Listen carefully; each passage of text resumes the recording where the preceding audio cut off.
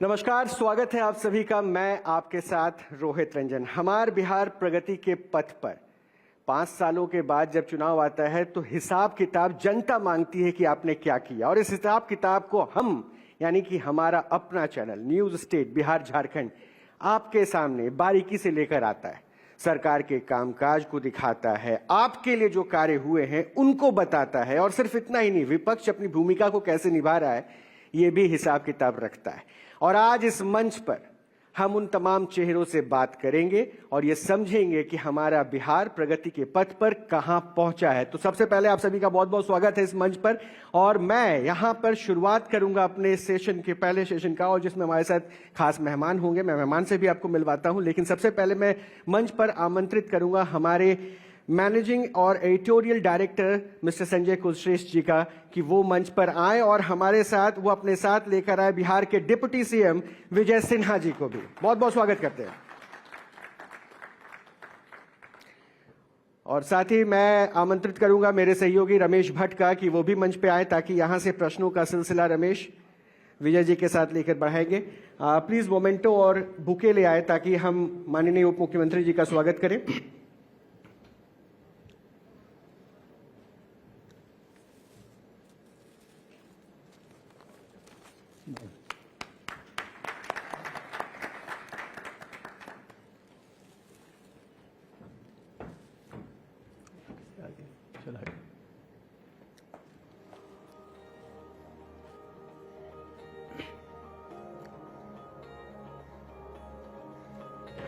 और यहां से रमेश विजय जी के साथ बातचीत के सिलसिले को आगे बढ़ाएंगे।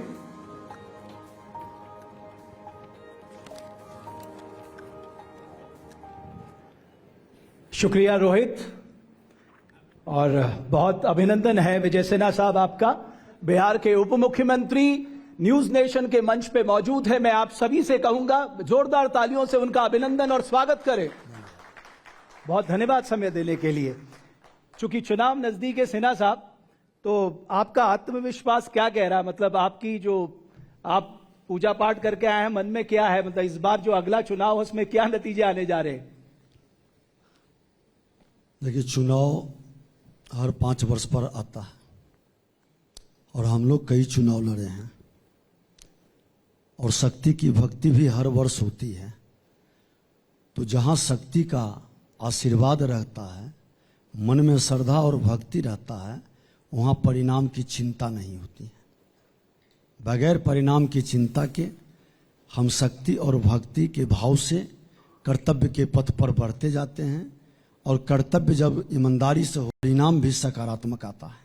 तो आपने जो जनता की सेवा की है, उस भक्ति से आपको लगता है जनता खुश है? आप राजनीतिज्ञ हैं, लोगों के बीच जाते हैं, आपने उनका मन टटोला होगा, उनका मन जाना होगा, आपकी भक्ति से खुश हैं वो? आज बिहार की जनता पूरी तरह से सुशासन एनडीए का स्वीकार किया है। 2005 से ये जो सफर शुरू हुआ, उसके पहले के जंगल राज को देखा, कांग्रेस के राज को देखा, जो गरीबी की नारा कई दशक तक चला, लेकिन गरीबी नहीं हटा। गरीबों और अमीरों के बीच बड़ी खाई बनते चली गई। फिर कांग्रेस राजद के साथ मिल गया। ये वही राजद है जो कांग्रेस के विरुद्ध जिसका जन्म हुआ था, भ्रष्टाचार के विरुद्ध जन्म हुआ था। आज हमारे बीच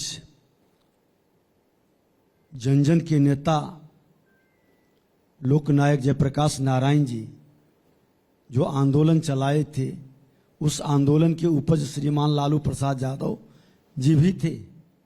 भ्रष्टाचार के विरुद्ध आए थे, लेकिन भ्रष्टाचार के सबसे बड़े नायक बन गए। बिहार अराजकता का शिकार बना। पूरी तरह से नरसंहार, हत्या, अपहरण, लूट, बलात्कार का उद्योग चला। उसके विरुद्ध जनता ने सत्ता बदली, एनडीए की सरकार बनी। सुशासन स्थापित करने के लिए श्रद्धेय अटल जी ने बिहार के मुख्यमंत्री नीतीश कुमार जी को भेजा और सुशासन स्थापित हुआ। तो जिनके साथ अभी आप अलायंस में, वो भी तो आरजेडी के साथ अलायंस में रहे, नीतीश कुमार, वो भी तो आरजेडी के साथ सरकार बनाई उन्होंने। चुनाव भी लड़ा। मैं आपको बता दूं कि माननीय नीतीश कुमार जी कांग्रेस के विरुद्ध लड़ाई लड़ने में लोकनायक जयप्रकाश नारायण जी के नेतृत्व में हमारे सरदेश सुशील मोदी जी भी थे, माननीय रविशंकर जी भी थे, पूरी टीम थी। लेकिन जब सत्ता की बागडोर की बात आई तो श्रीमान लालू प्रसाद यादव को कांग्रेस को हटाने के लिए हमारे श्रद्धेय कैलाशपति मिश्रा जी भी ने समर्थन किया था कि कांग्रेस मुक्त बिहार बने। बाद में लालू जी के चार चरित्र और चेहरा को देखकर उनके भ्रष्टाचार के प्रति जो आकर्षण था उसको देख करके एक एक करके लोग हटते गए और लालू प्रसाद यादव अकेले खड़ा रह गए। लेकिन सिन्हा साहब, अब तो 20 साल से आप हैं, अब आपको तो 20 साल में बताना चाहिए कि आपने बिहार का ओवरऑल डेवलपमेंट क्या किया, कितने लोगों को गरीबी रेखा से नीचे निकाला, कितना आपका पर कैपिटा इनकम बढ़ा, कितनी आपकी इकोनॉमी बढ़ी। आप तो अभी भी लोगों को डरा रहे हैं कि लालू प्रसाद यादव के जंगल राज को याद दिला रहे हैं। आप तो आपको मैं बता देता हूं, मैं तो वही बता रहा हूं कि जिस बिहार में पलायन का कारण बना था एजुकेशन, तकनीकी ज्ञान के लिए बिहार के लोग अपने बच्चों को लेकर दूसरे राज्य में जाते थे।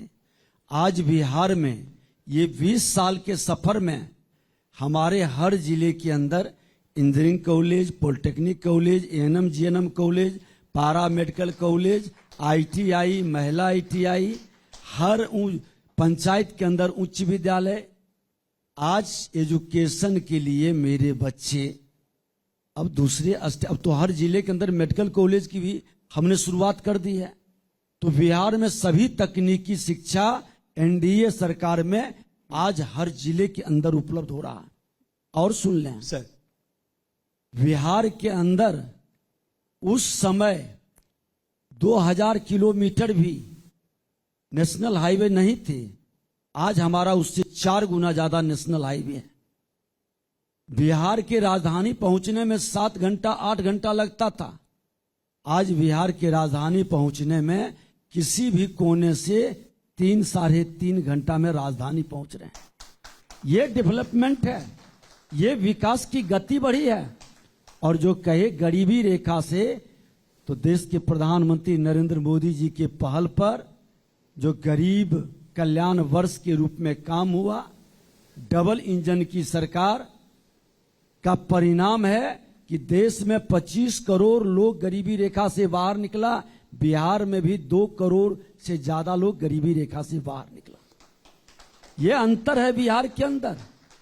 डेवलपमेंट के क्षेत्र में, इंफ्रास्ट्रक्चर के क्षेत्र में आज लगभग अभी हाल फिलहाल में 1.25 लाख करोड़ भारत सरकार के सहयोग से डेवलपमेंट, 2 लेन, 4 लेन, 6 लेन, बड़े बड़े ब्रिज, गंगा पर 1 ब्रिज होते थे, आज लगभग 8 गंगा पर ब्रिज बन रहे हैं। बट सिन्हा साहब, आपकी बात ठीक है, डेवलपमेंट हुआ है, हाईवेज बने हैं, आपकी इलेक्ट्रिसिटी जनरेशन में फायदा हुआ है, लेकिन वो प्रॉस्पेरिटी जो बिहार के लोगों के जीवन में आनी चाहिए तो वो तो नहीं आई ना उस लेवल पे। अब आपने कहा इंफ्रास्ट्रक्चर बन गया, उस इंफ्रास्ट्रक्चर का फायदा लोगों के जीवन में भी तो आना चाहिए। आप देखें कि लोगों की गति बढ़ी। जो आधी आबादी अंधेला में रहता था, आज हर घर में प्रकाश पहुंचा, बिजली पहुंचा। और जब घर में प्रकाश पहुंचता है, पावर पहुंचता है, तो पावर से डेवलपमेंट की गति बढ़ती है। आज गांव के अंदर कोई गांव अंधेला में नहीं है, लालटेन युग से बाहर निकल चुका है। ये डेवलपमेंट है। और जिन गरीबों का बिजली बिल लेने में समस्या थी, जो हमारे दलितों को, अति पिछड़ों को या गरीब तबके के लोग को, आज सरकार के डेवलपमेंट में, विकास की गति में हम उसका बिजली बिल भी माफ कर दिए। 90% लोगों का बिजली बिल माफ है। बिहार के विकास की खजाना नहीं लुटा रहा है, इसलिए विकास की गति में हम जनता के हित में काम कर रहे हैं। बट सिन्हा साहब, आपने अपने खजाने की बात की, मैं आपके खजाने का हालचाल देख रहा था। ये खजाना आप इस कदर लुटा रहे हैं कि आपकी तो कमाई इतनी नहीं है जितना आप खजाना लुटा रहे हैं। आपका खुद से जो राजस्व आता है वो 56,000 करोड़ के आसपास है। आज मैं देख रहा था कि आपका डेट जीडीपी रेशियो वो 40% के आसपास पहुंच गया। अभी जितनी योजनाएं आपने एक के बाद एक अनाउंस की है सोशल सेक्टर के लिए, वो आपका बजट 40,000 करोड़ और बढ़ा देंगी। तो साहब ये पैसा आएगा कहां से? कहने का तात्पर्य ये है तो नई आबादी जो आएगी उसको तो टैक्स चुकाने में ही लग जाएगा, क्योंकि कर्जा तो वही चुकाएगी। बहुत उत्सुकता आपका, बड़ी गंभीरता से हम ले रहे हैं। आप जो उत्सुक होकर बोल रहे हैं, ये एनडीए की सरकार है। जब ईमानदार सरकार हो, नीयत साफ हो, तो नीति सफल होती है। मैं अपने ही विभाग का बता दें, हम ज्यादा 20 साल में नहीं जाते हैं। यही जो अभी सरकार बनी है एनडीए की, 1.5 साल के लगभग भी नहीं हुए हैं। हमारे खजाने में माइंस डिपार्टमेंट से 1600 करोड़ 2021-22 में आता था। आज मैं माइंस डिपार्टमेंट में 3567 करोड़ खजाना में डाल रहे हैं। और बता दें, उस खजाना को भरने की भी व्यवस्था बनाने का हमने रणनीति बना लिया है। आज पत्थल हम दूसरे स्टेट से मंगाते हैं। आज कई पत्थल का अपने स्टेट में उत्पादन जब करेंगे तो 10-15 हजार करोड़ से ज्यादा हमारी आमदनी बिहार में होगी माइन से हमारा बिहार में मेजर मिनरल था ही नहीं। पहली बार 6 ब्लॉक, ये 1.5 साल के अंदर 6 ब्लॉक बिहार के अंदर भारत सरकार के सहयोग से प्रधानमंत्री के नेतृत्व में और मुख्यमंत्री के नेतृत्व में 6 ब्लॉक मेजर मिनरल का शुरू हुआ है, जो कई 100 नहीं कई हजार करोड़ हमको यहां पर आमदनी बढ़ाएगा। और आमदनी ही नहीं, रोजगार का अवसर भी प्रदान करेगा। मैं एक विभाग की अभी तुलना किया है, अब समझ लें खजाना कैसे मेरा भरेगा।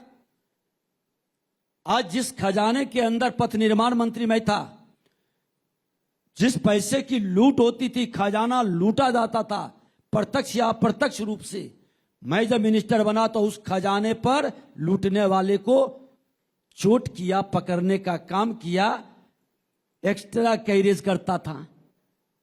पत्थल आता था गया से, बिल बनता था पाकुड़ का, 26 करोड़ सिर्फ कागज पर खजाना में पैसा चला जाता था। तेजस्वी यादव उप मुख्यमंत्री और पथ निर्माण मंत्री थे। हमने पकड़ करके इस तरह के पूरे मामले का तहकीकात करके रोकने का काम किया। खजाना में कहां कहां छेद था, वो पैसा बचेगा तो किसको जाएगा? बिल्कुल आम आदमी वो को पैसा जाएगा। बचेगा तो जनता के हित में तो काम होगा। सिन्हा साहब, ये खजाना तो चलिए आपने बहुत अच्छे काम किए जैसे कि आपने बताया, लेकिन खजाना तब बनेगा जब इंडस्ट्रियलाइजेशन होगा। खजाना तब बनेगा जब फैक्ट्री आएंगे, छोटे छोटे उद्योग आपको लगेंगे। हमने बताया ना कि मेजर मिनरल जो निकल रहा है, मैग्नेटाइट का, आपके लाइमस्टोन से लेकर के कई तरह के आयरन का, आज कई मेजर मिनरल जिसका हमने अभी भारत सरकार के माइंस मिनिस्टर को बुला करके आग्रह किया कि यहां पर इंडस्ट्रीज लगाएं। इंडस्ट्रीज को लाने का यहां पर हम लोग कई तरह के प्रावधान किए हैं। और अगला पंचवर्षीय योजना में देखिएगा, कुशल श्रमिक बिहार में है, वाटर हमारे पास है, पावर हमारे पास है, तो इंडस्ट्रीज कहां लगेगा?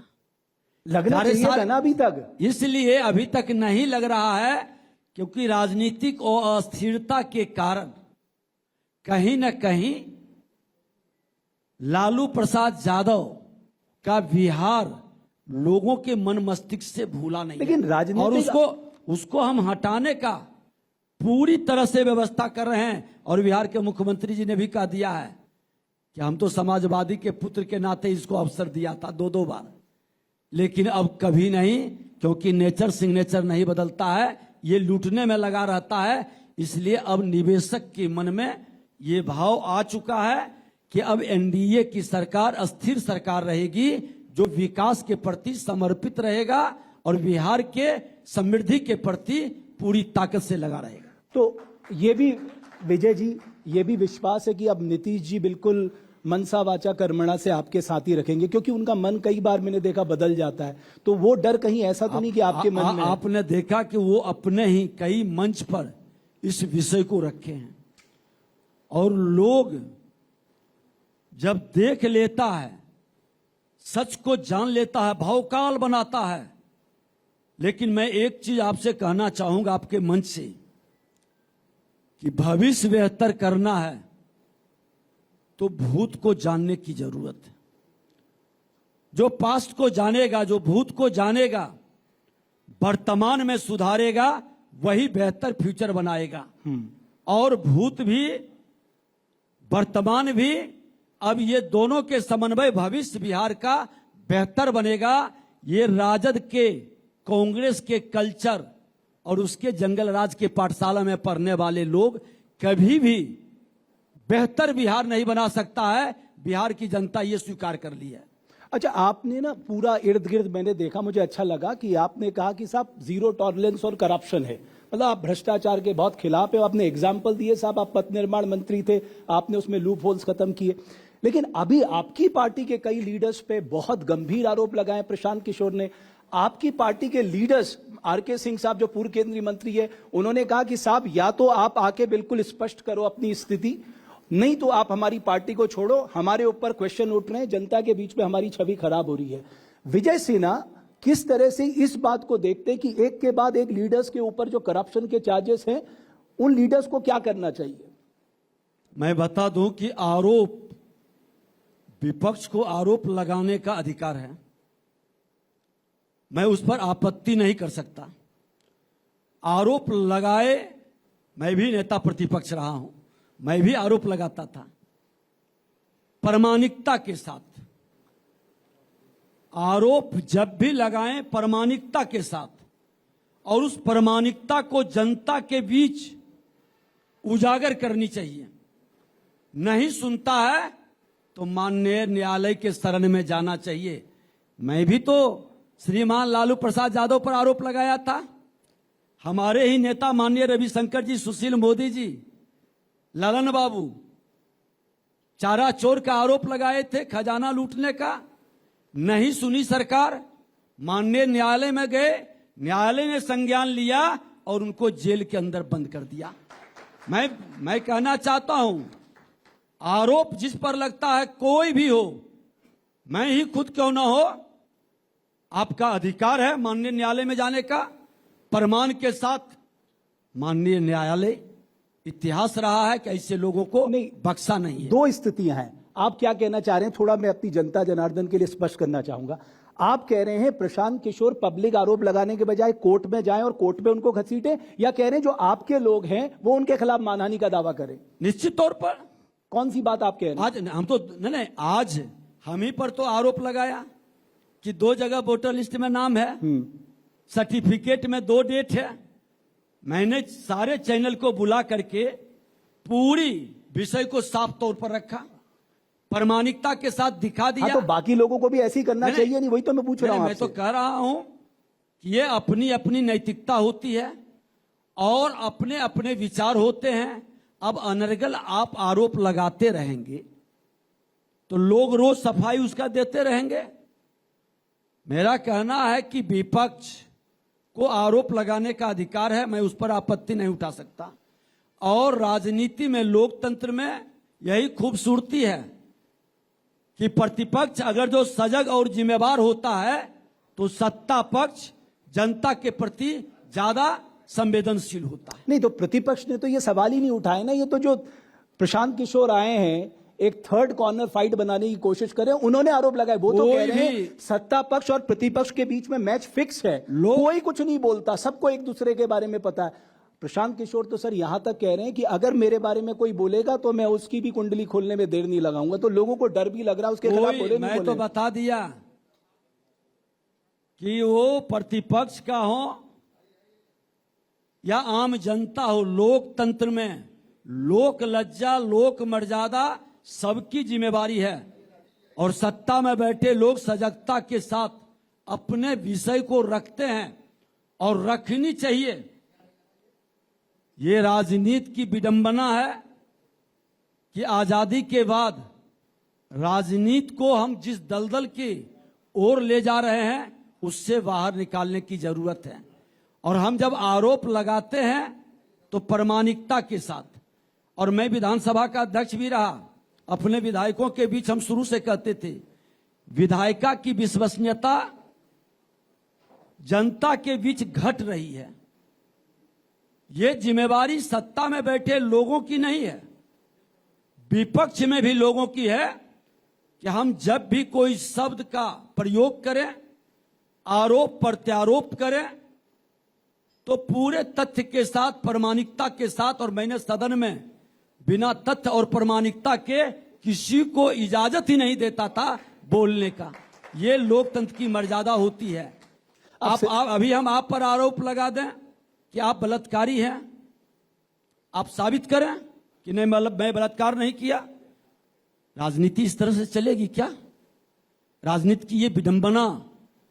अब बताइए, उसके परिवार में मेरे ऊपर ही, मैं जब पहला बार मंत्री बना 2017 में, तो एक पेपर में निकाला विजय सिन्हा का कई मॉल, कई हॉल। अब हम 5 भाई हैं। मेरा भाई कहने लगा कि अरे छुपके छुपके कहां कहां तुम लिए, हिस्सा मांगने लगा। अब बताइए मेरी स्थिति क्या हुई परिवार में। मैंने उस पर नोटिस भेजा, उस पेपर पर नाम नहीं लेंगे, नेशनल पेपर है, नोटिस भेजा। और हमने कहा कि तुम मेरे परिवार को कलह को बढ़ाया है, मेरी विश्वसनीयता परिवार में खत्म किया, तुम माफी के लायक बिल्कुल। सिन्हा साहब, मैं आपका मैसेज समझ गया। आपने अपने जो कुलीग्स हैं उनको संदेश दे दिया। आप महारानी का दावा करो अगर आपके खिलाफ मिथ्या आरोप लगे। आपने कहा, और ये सच बात है, आप विधानसभा अध्यक्ष रहे, आप नेता प्रतिपक्ष रहे, आप उप मुख्यमंत्री हैं, तो इसके बाद की सीढ़ी जो मुख्यमंत्री की है, आपका मन है कि जल्दी से ये भी मिले, क्योंकि बीजेपी का भी तो मुख्यमंत्री होना चाहिए। कब तक आप गठबंधन की राजनीति में चलते रहेंगे? पूरे देश में तो आप छाए हुए हैं। तो आपको लगता है कि 3 तो भगवान ने दे दिए हैं, एक की और है अभी इंतजार? मैं किसी की भी कल्पना नहीं किया था। आपको मेरे बारे में थोड़ा जानकारी ले लें कि मैं तो शिक्षक पुत्र, एक साधारण शिक्षक पुत्र थे। गांव के गलियों से एक चैनल पर हमने कहा था कि घर में विपरीत परिस्थिति में भी हम लोग निकल के 1971 में दरमाहा बंद हो गया था पिताजी का, उस विपरीत परिस्थिति में हम लोग शुरू किए हैं। और सरकारी विद्यालय में सब दिन 1 रोल रहा है मेरा, क्लास 3 से 2 रोल नहीं हुआ। वैसे परिस्थिति में भी जब राजनीति में आए तो पॉलिटेक्निक छात्र संघ बिहार झारखंड साथ था, उसके हम अध्यक्ष बने। फिर डिग्री डिप्लोमा बेरोजगार संघ के जनरल सेक्रेटरी बने, और उसी में माननीय मुख्यमंत्री नीतीश कुमार जी इंजीनियर थे, उसके नाते उनको हमारा अध्यक्ष, और माननीय श्रद्धेय सुशील मोदी जी विद्यार्थी परिषद के नाते जनरल सेक्रेटरी, हम उनको लेकर के गए थे। लेकिन लालू यादव के मन मिजाज और इनके मंत्री का जो स्वभाव, इन्होंने स्टूडेंट को बेइज्जत किए। हमने कहा अब राजनीति, नौकरी नहीं करेंगे, अब राजनीति करेंगे। और तब राजनीति में प्रवेश किया कि ऐसे लोग नहीं, तो इस पे गलत क्या है सिन्हा साहब? मैं ये नहीं कह रहा, करनी कथनी जिसका हर किसी की इच्छा होती है कि भाई राज्य की बागडोर मेरे हाथ में हो। आपके मन में भी वो इच्छा होगी। अब आप सार्वजनिक नहीं बताना चाह रहे हो, बात अलग है, लेकिन होती तो है ही। राजनीति में किसकी इच्छा नहीं होती? आप मुझे बताइए। राजनीति में सबकी इच्छा होती है, लेकिन मेरे मन के अंदर की इच्छा है, मैं बार बार इस विषय को कहता हूं कि सत्ता के लिए बेचैनी नहीं है, सुशासन के लिए संकल्प जरूर है। और सत्ता की बेचैनी में हम समझौता नहीं किए हैं। मेरा सक्षम नेतृत्व भी इस विषय को जानते हैं। मैं सुशासन के लिए बिहार में अराजकता नहीं लौटे, इसके लिए समझौता किए हैं। और बीजेपी कोई व्यक्ति की पार्टी, कोई जाति की पार्टी, कोई परिवार की पार्टी नहीं है, यह सामूहिक नेतृत्व की पार्टी है। और मैं पोलिंग एजेंट, वार्ड अध्यक्ष रहने वाले को आज उप मुख्यमंत्री बना दिया। हमारे पार्टी के अंदर बूथ पर काम करने वाले प्रधानमंत्री और गृह मंत्री बन गए। तो यहां पर सामूहिक नेतृत्व सब देखता है, सब डिसीजन करता है, इसलिए यहां चिंता और इच्छा नहीं चलती है। एक आखिरी सवाल के लोगों का मानसिकता। एक आखिरी सवाल, भारतीय जनता पार्टी में कसमकश है, वो ये है कि साहब हमारे पास कोई ऐसा चेहरा नहीं है जो पूरे बिहार में भारतीय जनता पार्टी का नेतृत्व कर पाए। कौन कहता है भैया? ये आपके लोग, आप बताइए ना मुझे। आप गिना दीजिए। मैं बता रहा हूं आपको, ये तो चर्चा है। भारतीय जनता पार्टी, लोग कहे थे कि श्रद्धेय अटल जी और अडवाणी जी के बाद कौन संभालेगा। आज जो संभाल रहा है वो विश्व उसको नमस्कार कर रहा है। भारतीय जनता पार्टी में आई, हर स्टेट में देख लें, जिसको भी ये गंगा का नर्मदा के पवित्र पत्थल शिवलिंग के रूप में जहां रख देता है वहीं पूजित होने लगता है। भारतीय जनता पार्टी का एक एक कार्यकर्ता सक्षम है। ये राजद कांग्रेस के मानसिकता के लोग ही भाषा बोलेंगे। भाजपा में जानता है कि मैं किसी को भी उठा के जहां बैठा दूंगा, मेरा वह कार्यकर्ता जो वर्षों तक संघ के संस्कार से पूरी तरह से सेवा के भाव से समर्पित है, वो सक्षम है हर जिम्मेवारी को निभाने चाहे के लिए। अकेले ही चुनाव क्यों ना लड़ना पड़े बिहार में। मैं तो कह दिया कि मैं बिहार को अराजकता में जाने नहीं दूंगा, क्योंकि श्रद्धेय अटल जी ने सुशासन का संकल्प साकार करने का निर्देश दिया और माननीय बिहार के मुख्यमंत्री नीतीश कुमार जी के नेतृत्व में बिहार विकास किया। आज श्रद्धेय सुशील मोदी जी और नीतीश कुमार की जोड़ी बिहार में बड़ा बदलाव किया और भाजपा का हर कार्यकर्ता अपने सक्षम नेतृत्व के निर्देश पर, उनका जब निर्देश आता है तो हम लोग स्वीकार नहीं करते हैं, स्वागत करते हैं, हर बलिदान के लिए तैयार रहते हैं। चलिए, बहुत धन्यवाद विजय सिन्हा जी, आपसे बात करके मुझे बहुत अच्छा लगा और बहुत शुभकामनाएं आपको। धन्यवाद। और आपकी इच्छा जरूर पूरी हो। बहुत बहुत धन्यवाद। चलिए, बहुत धन्यवाद। तो विजय सिन्हा साहब उप मुख्यमंत्री बिहार, जिन्होंने कहा है कि वो सुशासन की लड़ाई लड़ना चाहते हैं, अराजकता को बिहार से दूर रखना चाहते हैं और उन्हें विश्वास है कि अगले 5 वर्ष भी उनके गठबंधन को जनता मौका देगी। बहुत धन्यवाद आपका हमारी इस परिचर्चा को देखने के लिए।